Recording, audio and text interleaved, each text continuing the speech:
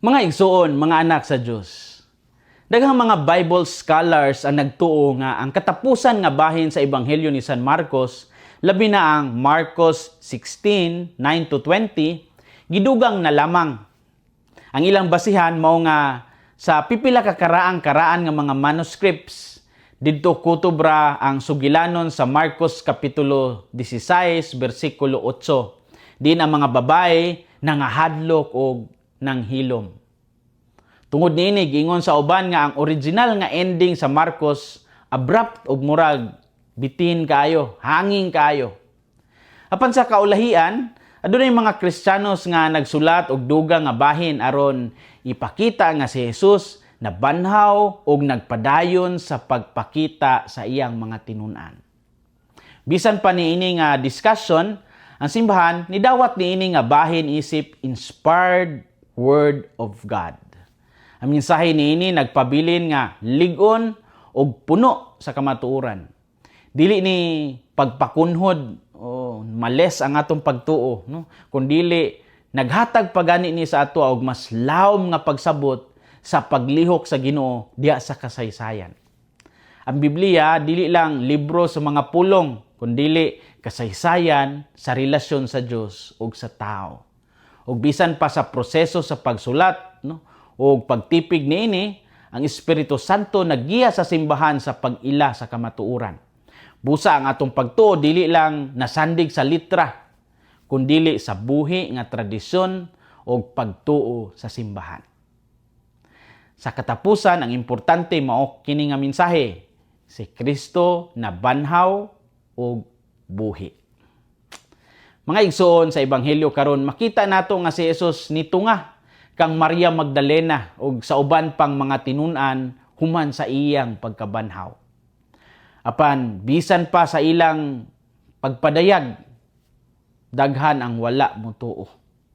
Ang Ginoo mismo miduol sa iyang mga disipulo og gisaway sila tungod sa ilang kakulang sa pagtuo. Ug sa katapusan, sila gihapon gisugo niya nga iwali ang maayong balita sa tibuok kalibutan. Unsay makutlo nato karong adlaw? Unang punto, ang kakulang sa pagtuo makapugong sa atong pagdawat sa kamatuoran. Bisan pa nga si Maria Magdalena nakakita na kang Hesus, ang uban wala gihapon mutuo. After he rose early on the first day of the week, he appeared first to Mary Magdalene, from whom he had driven out 7 demons. Mark 16:9. Sa pagkabanhaw ni Jesus, una siyang mitunga kang Maria Magdalena nga iyang gipagula kaniya ang 7 kadautang espiritu. Makita nato dinhi nga bisan klaro na ang ebidensya, ang kasing-kasing sa tao usay dili dayon modawat.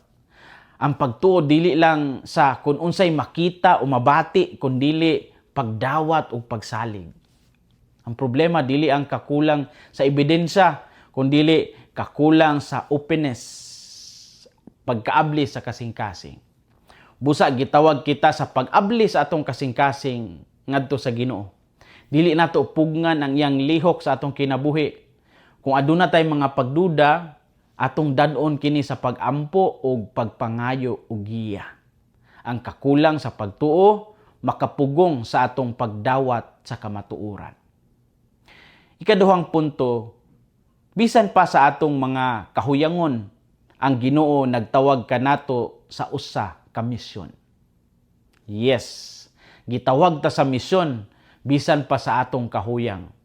Ang mga disipulo wala dayon mo tuo, apan sila gihapon ang gipili sa Ginoo aron magpadayon sa iyang buluhaton. Go into all the world and preach the gospel to all creation. Mark 16:15. Sa binisaya pa, lakaw kamo sa tibuok kalibutan og iwali ang mayong balita ngadto sa tanang binuhat. Kini nagpasabot nga ang Ginoo wala maghulat nga mahimong perpekto ta una, aron mahimo niya kitang gamiton.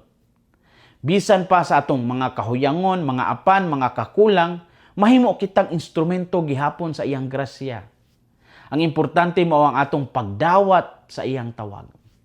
Ang Ginoo dili mo pili sa mga hingpit, kundili iya himuong takos ang iyang mga gipili. Bisan pa sa atong mga kahuyangon, ang Ginoo nagtawag kanato sa usa ka misyon. Story time. Sa istorya, nga naman nga gimension ang 7 ka demonyo nga gipagula ni Hesus gikan kang Maria Magdalena. Ang number 7, bino sa Biblia, nagpasabot og kahingpitan o completeness. Nagpasabot kini nga grabe og kompleto ang iyang kahintang sa kasakit ug kadautan kaniadto. Apan pinaagi kang Hesus siya hingpit usab nga naayo og nabag-o. Ang iyang kinabuhi usa ka testimonya nga walay tawo nga dili mabag-o sa grasya sa Dios. Ang paghisgot niini usa ka pahinumdom nga bisan unsa pa atong kahintang kaniadto, unsa pa kagusbat, unsa pa kagidlay ang nahimo natong pagpuyo sa atong kinabuhi, adunay paglaom sa Ginoo. Ang 7 demons, 7 ka demonyo, dili kahintang nga permanente, kundi usa ka kahintang nga napildi na sa gahom sa Ginoo. Ug mao kini ang rason nga siya nahimong unang saksi sa pagkabanhaw. Ang Ginoo mo pili sa mga nabag-o aron mahimong saksi sa iyang gahom. As I said, dili kinahanglan perpekto kundi andam magbag-o. Ang importante mao ang pagdawat sa grasya o pagpadayon sa pagtuo. Mga igsoon, mga anak sa Dios, ang ebanghelyo nag-awhag kanato sa paglig-on sa atong pagtuo ug sa pagdawat sa misyon nga gihatag sa Ginoo. Ayaw tuguti nga ang pagduda makapugong sa imong pagtuo. Hinumdumi nga ang Ginoo nagpadayon sa paglihok diya sa atong kinabuhi. Bisan wala nato siya makita o wala pud nato siya mabati. Dili kinahanglan nga perpekto ka.